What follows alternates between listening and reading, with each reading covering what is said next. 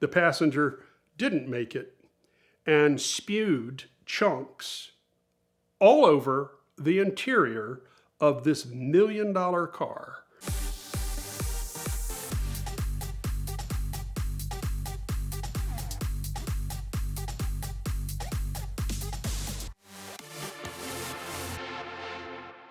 Here's an interesting recollection from back in the day. A particularly well-heeled group of drivers were participating with us at Homestead, Miami.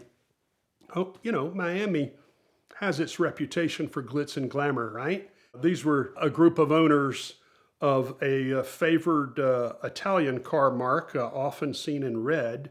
The drivers, collectively, there's 3 or 4 guys together, they had their cars shipped in, delivered to the track. They arrived by helicopter. Homestead, Miami, being a NASCAR track, does have a heliport. So they arrived for the track event in their helicopter. And by the way, it wasn't a Robinson R44. It was the Mac Daddy Aerospatiale. It was a multi-million-dollar aircraft, a super exotic in and of itself. During the day, while those drivers were participating, one of them had a hard off.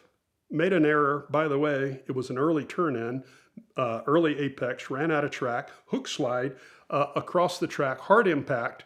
The driver, unfortunately, was injured. His buddies gathered him up and medevaced him in their own helicopter.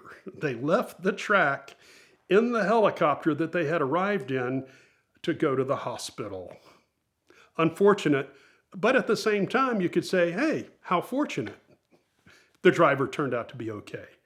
It is a true thing that drivers who show up in vintage Porsche 944s, we usually will do an insider pool on how long this car lasts before it must be towed in. They all get towed in. They don't crash because they're going too slow usually. Usually the magic smoke escapes. You're supposed to keep the smoke inside the engine. And when the smoke lets out, the motor stops running. And we see that repetitively on old 944s, unless they've done an LS swap. Corvettes that overheat is a common issue. The late model boosted Corvettes do have known issues with heat management. Their thermal output far exceeds their capacity for cooling, and they overheat, and you get the Christmas tree dashboard, everything lights up, and they roll to a stop on the shoulder, probably unhurt because the computers have shut the car down, but they got to get towed in.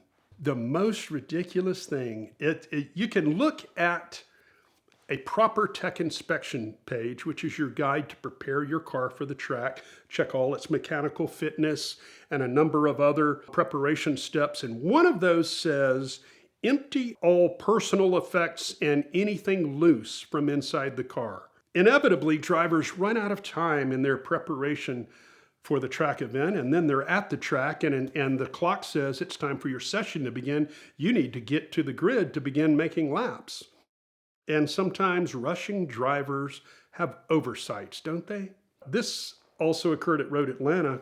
Instructor is in the right seat with a driver that he's coaching, and they leave the pit lane at Road Atlanta. And the first hard braking zone that you get to after leaving the pit lane at Road Atlanta really is going to be about turn 6. And the driver got to turn 6 and braked. And out from under his seat slid a handgun in a holster. The gun was safety on and snapped and strapped in a holster, but it slid out from under the driver's seat, down under his pedals. This created quite a bit of drama. Nothing unsafe happened because, of course, the instructor said, pit, pit, pit. You immediately returned to pit lane, which they did so slowly. The driver was able to manage to get the handgun in a way that it was no longer interfering with the pedals and they pitted. But that is a stark reminder that you should definitely remove all loose articles from your car prior to making laps at the track. And by the way, there is a big sign when you arrive at the gate at Road Atlanta that says no firearms. There was a time at Sebring I still get kidded about today. And one of our regular drivers, he was in a turbo Porsche, had an issue with lubrication, that is oil spilling onto the exhaust pipes. If you're new to the car hobby, this is undesirable. He was making laps at the time, coming down the back straightaway at Sebring, through turn 17, sees smoke in his mirror. His car is on fire. He pits immediately, very present of mind. There are fire extinguishers on the pit lane. I'm on pit lane at the time. I'm also well known to ride a bicycle around the paddock. I move back and forth, covering ground on a bike. I'm at the pit out end of the pit lane at Sebring.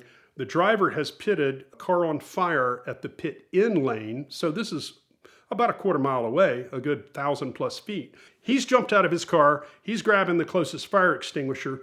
I want to go and assist. And I have stood up and am pedaling on my bike as hard as I can, and the chain broke.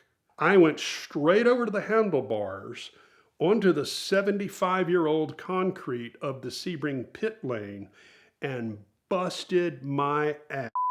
Also lacerated my chin. Of course, I still want to get to the fire scene and assist.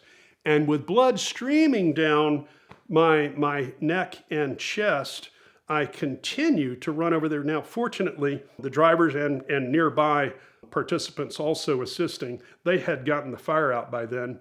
And I turned around, went and visited the med unit. Of course, there is an ambulance present at every track day event.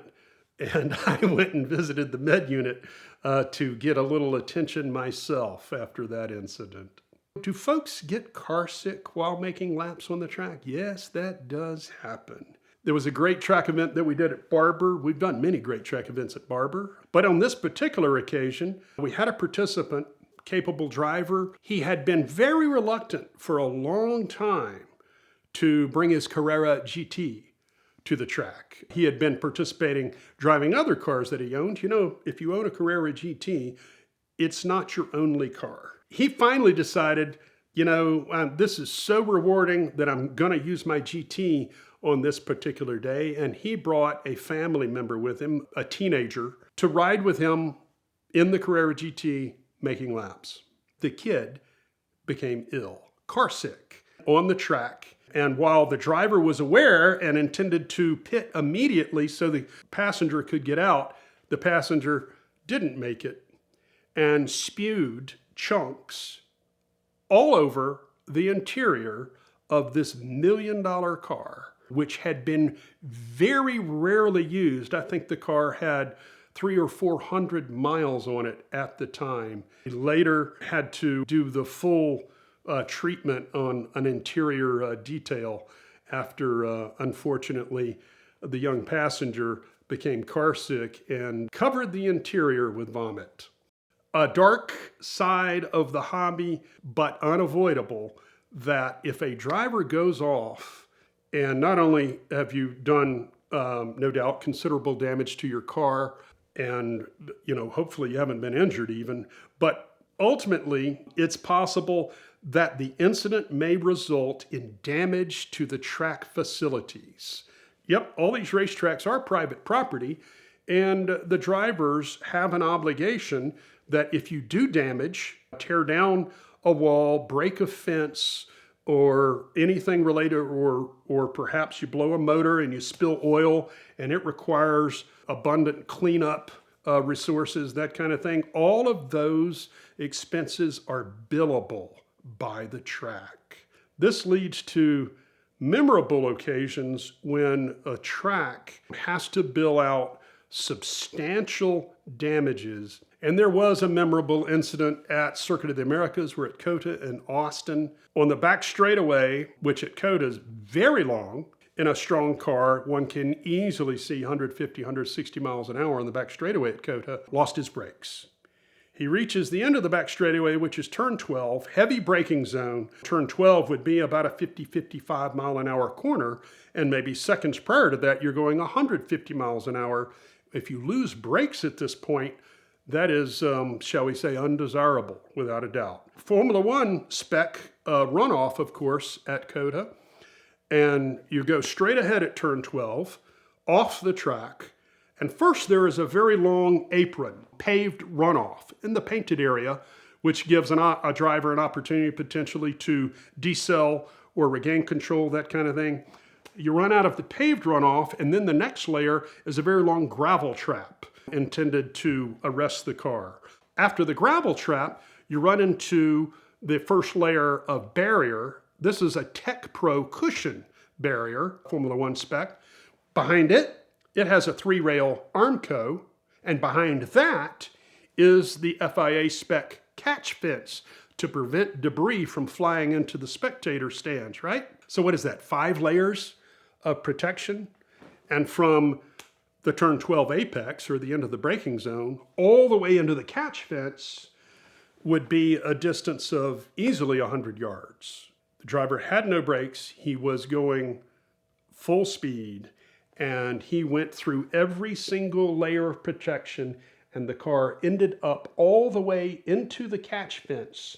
There are no spectators in the grandstands at a typical track event, so no one outside the track was in danger, but it was an extraordinary incident, very attention-getting, and after all was said and done with the cleanup and the replacement of multiple layers of the barrier, COTA billed out $12,500 in track damage restoration on that incident.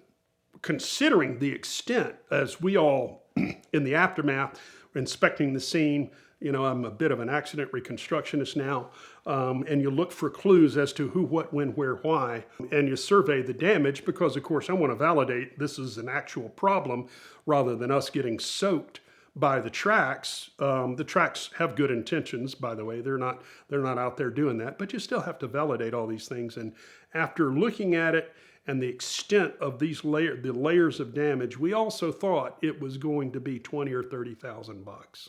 We've seen other incidents in the thousands without a doubt, but that's the only recollection I have of an incident in 5 figures of track damage. By the way, enthusiasts, it'll happen to you one day. You end up going off. Be prepared that there may be a bill from the track for cleanup.